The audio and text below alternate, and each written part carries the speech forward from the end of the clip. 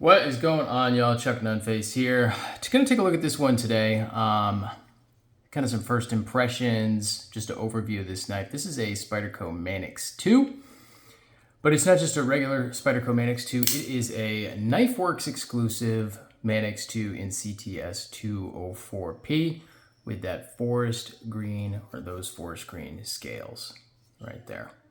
So these just came out about a week ago. And so, like I say, they are exclusive to Knifeworks. So if you're looking to pick one up, I believe they are still in stock, at least at the filming of this video. They were still in stock. And I will link the Knifeworks website in the description. But let's go ahead and take a little bit of a look at it right here. So the Manix 2, like all Manix 2, this one is no different. It has a 1, 2, 3, just shy of 3.5 inch blade with about a 3-inch cutting edge. So it is not, a super big knife, but you can see how it has that nice deep choil for choking up on it. And it's got, these really comfortable finger grooves, nice jimping on the spine, really typical of kind of what Spyderco does. It's got an overall length of 1, 2, 3, 4, 5, 6, 7, 8 inches overall. Okay, and about 3.5 inches of those, just shy of 3.5 inches, is in blade. It is on a ball bearing lock, which is very similar to kind of the ram lock that Microtik uses. Of course, Spyderco started using it first. Anyway, I think it was really just kind of done in response to Benchmade's Axis lock. It's a different type of operating mechanism for the lock. Very sturdy. I haven't heard any reports of the ball lock failing or anything like that. As you can see, it's held in place by a spring there, and it's just a plastic ball cage. You can get aftermarket ball cages for it and everything else. Ball cage. And then it's got the G10 green scales right there. It is actually very reminiscent. If you've been following me for a while, at least on Instagram, at Chuck_Nunface, you may remember a Manix 2 that I had that actually looked very similar to this. It was actually started its life out as a Blade HQ exclusive in M4 with the jade scales that I had Rit dyed green, and then I actually had a Flytanium cage that was also anodized green. It was a titanium cage, and so that was the one that I had. Well, I've had a couple since then, but I had that one for a long time. And it's funny because it kind of reminds me of the one that I used to have, but this is in its stock configuration right there. We'll do a couple of size comparisons for those who might not be familiar with the Manix overall. That is an Ontario Rat 1. There's a Buck 110. In fact, let's turn these around. Get everything laying flat. So there is the Ontario Rat 1 and the Buck 110. We'll do another Spyderco. Spyderco Native 5 right there. So you can see it's very similar in blade shape, blade profile to the Native 5, but obviously considerably larger than the diminutive Native 5. Let's see, we'll do in the Spyderco family here, we'll do a Spyderco Endura. This one is in K390 and with titanium, Flytanium scales. And my 1 month, one knife that I've been carrying, which is the Military 2 right there. That's been going great. And last but not least, we'll do a ZT 0300 for a size comparison. Let's see what else. Have I got anything else over handy? Yeah, sure. I got something else handy. Why not? Why not? There's an Emerson Apache. Let's see. There is a Demco 8020S. And what else have I got right here? I have a Shirogorov F3. So there we go. Just kind of some size comparisons for the Manix 2. So yeah, as I was saying, this one is exclusive to Knifeworks in that CTS 204P. Now, as you may recall, I talked about this recently, but I used to have a military model in the Military 1 in the 204P with the forest green scales, which is also a Knifeworks exclusive. Jump in the comments if I'm wrong. I don't believe I am, but I'm 99% sure that was a Knifeworks exclusive also.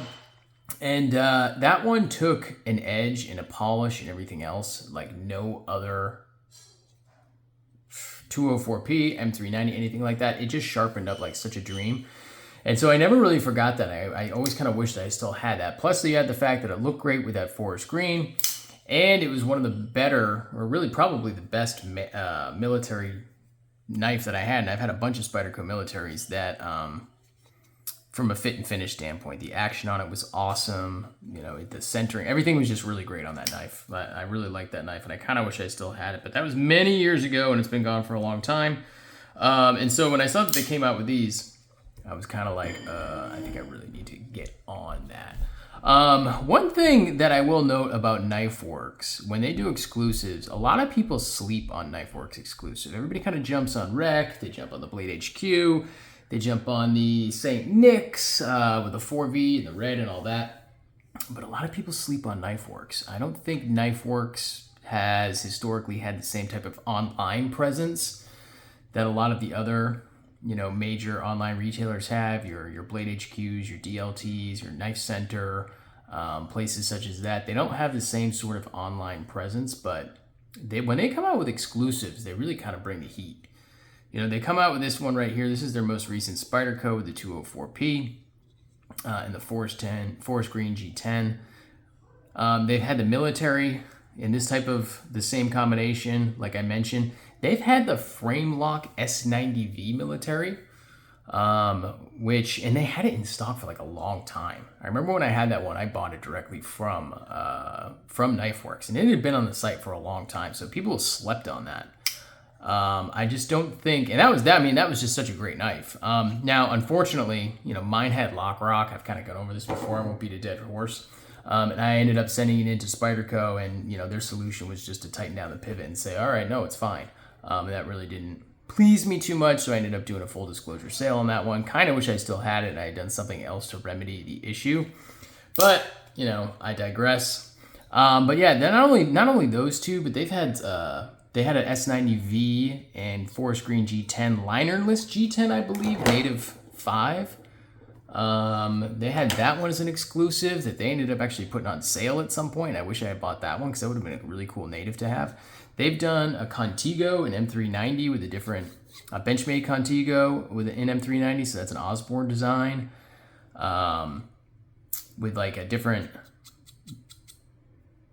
type of G10, so it was like a layered G10, so it was blue-gray type of G10 on there, an M390, instead of the traditional M4 on the Contigo. Now, granted, I think M4 is probably a better choice on that knife, but still, it was cool that they had it, and I think they even had, I want to say it was a 940, but maybe it was a different type of Osborne or Pardue design. I can't remember exactly what, but they used to have that too. And then, let me know in the comments if I'm wrong, but I'm 90% sure that you can only get the Ritter RSK made by Hogue at Knifeworks. I think they're still the exclusive dealer for that knife. So, you know, I think a lot of people sleep on Knifeworks. So be sure to check them out every once in a while. They don't have exclusives all the time, but when they do, they kind of bring the heat.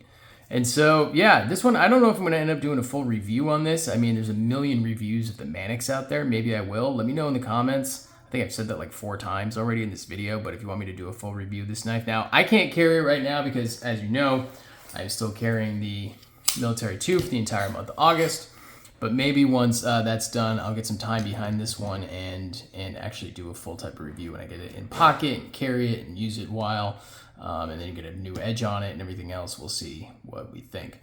So, all of that being said, if you haven't done so already, certainly consider subscribing to the channel. I would appreciate that. Give me a follow on Instagram at Chuck_Nunface. Drop a comment in the video, share this video out there, turn on your alerts so you know whenever I have new content. And to those of you who have already subscribed, I certainly do appreciate that. You're all the best. You know, I'll see you on the next one. Take it easy, y'all. Peace.